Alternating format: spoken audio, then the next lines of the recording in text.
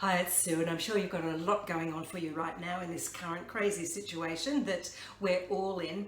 However, if you're like me, you are trying to keep busy, whether that's just tidying up your office or tidying up your home and working the best way that you can. So today I just wanted to give you a few PR communication tips about updating your communication assets, that when you are ready to relaunch, rebrand or get back in business, that you have that ready to give out to the media and showcase your brand. So whether that's your entrepreneurial brand or whether that's your business brand. So the first thing to think about is to update your bios. So your personal bio is the first thing to look at, and include a little bit of personality, inject some personality into that, and of course include all of the attributes that you have and all of your business expertise and background, and have a couple of versions of that. So have a short version, maybe a 40-word version like a byline, have a slightly longer version, a 200-word version, and also a one-page or a 400-word version that includes all of that expertise and that personality and everything about you and your personal brand. The second thing to look at is your business brand, updating the biography about that. Again, a 40-word version, 200-word version, and a longer one-page version. So again, the brand attributes, the background of the brand, maybe some bullet points or a timeline or a history of the business. And that could be a fact sheet that you could include in your brand portfolio. So your brand portfolio is very important, and it's something to have on your website as a digital download, or perhaps as on a USB, and a branded USB that you could give out to the media when you do that launch or that rebrand, or perhaps doing something to showcase your business.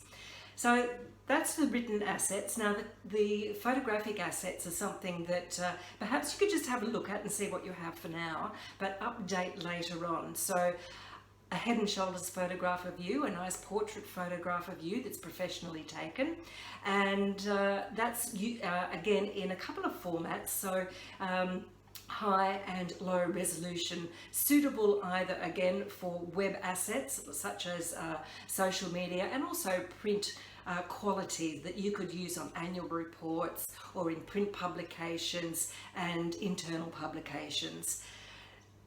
Now, in terms of a secondary photo, you could have something that's a little bit more relaxed, has a little bit more personality to it, and that again would be in a couple of formats. Again, those formats suitable for print and also web, but that could also be for, again, those internal publications or social media, so something like a little bit more relaxed. The next thing you need to think about is some assets, some photographic assets for the business. So perhaps a photograph of your team, if you have a team. So if you have an executive leadership team, you would have a photograph of them suitably dressed, perhaps in professional dress, sitting around the boardroom table. If you have a factory, you would be having your employees standing there in nice branded uniforms, and perhaps a creative team in a nice creative setting, something that's suitable for that. Again, these are something that you might look at updating later on. The next thing to think about is a photograph of the external corporate building. So that's something that's suitable to have again in annual reports and print publications. And maybe you don't have an external building, so perhaps it could be a nice creative office, a nice office suite with people sitting around, having something like that. Or maybe you are a solopreneur and you could be having a photograph of just your home office, you sitting there at the computer working away. That's absolutely fine, and that would look really good to include in some of those communication assets as well. Think about now about your products as well. So again, have those professionally photographed. So any products that you have photographs of those, again, for ready for the media in a couple of digital formats. And maybe you don't have any physical products, but perhaps you are a service-based business. Again, think creatively and have some photographs, or plan to take some photographs. Now, I know at the moment, people who are perhaps gym instructors are not working with people, but you could have some photographs of you working with your trainer and your client together. So that could be something that you could think about. If you're a chef, you could be plating up food. Again, if you're a consultant, you are working with a consultant across an office table. So these are things that you could update later on, but think about what creative photographs that you could include right now.